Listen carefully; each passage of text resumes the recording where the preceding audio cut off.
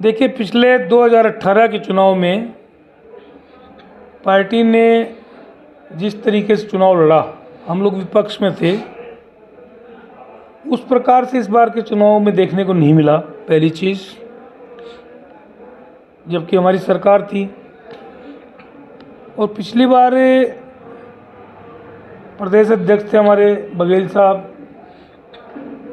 और CLP leader थे TS Singhdeo जी और जितने वरिष्ठ नेता थे लगभग सभी ने चुनाव लड़ा, एकजुटता के साथ चुनाव लड़ा। अभी का जो चुनाव था वो चुनाव थोड़ा सेंट्रलाइज हो गया था, क्योंकि जो 5 साल की हमारी सरकार का कार्यकाल था, सरकार ने काम किए,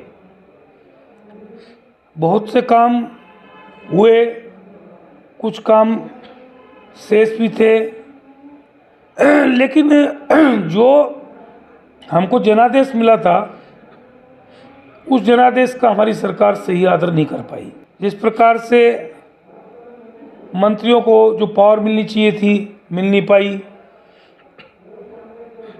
एक ताकत सेंट्रलाइज होके कुछ चुनिंदा लोगों के साथ पूरे 5 वर्ष तक काम करती रही।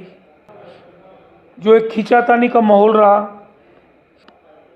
कोरबा में ले लीजिए या पूरे प्रदेश के शहरी क्षेत्रों में हम लोग पिछड़ गए, क्योंकि सरकार ने किसानों पे ध्यान दिया और ऐसा लगता है कि हमारे मुखिया को ये कहीं न कहीं विश्वास रहा कि हम ग्रामीण क्षेत्र की सारी सीटें जीत लेंगे, तो शहरी सीटों की ज़्यादा आवश्यकता नहीं पड़ी।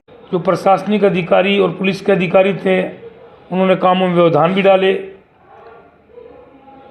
सरकार से जो काम नहीं हुए, हमने उपक्रमों के माध्यम से भी पैसा स्वीकृत कराया, उसमें रोड का काम भी शुरू हुआ, लेकिन उसी कलेक्टर ने उस पैसा को काम को रोक के और भुगतान को रोक के और उसको काम को बाधित किया। इसके साथ साथ कुछ ऐसे छांट के पुलिस अधीक्षक और जिला कलेक्टर पदस्थ किए गए। एक पुलिस अधीक्षक अभिषेक मीणा, जिसने कोरबा को डुबाने में पूरी भूमिका अदा की। इसके बाद रायगढ़ के कलेक्टर बनाए गए, तो रायगढ़ का क्या हाल हुआ उसको देख लीजिए। SP बनाए गए।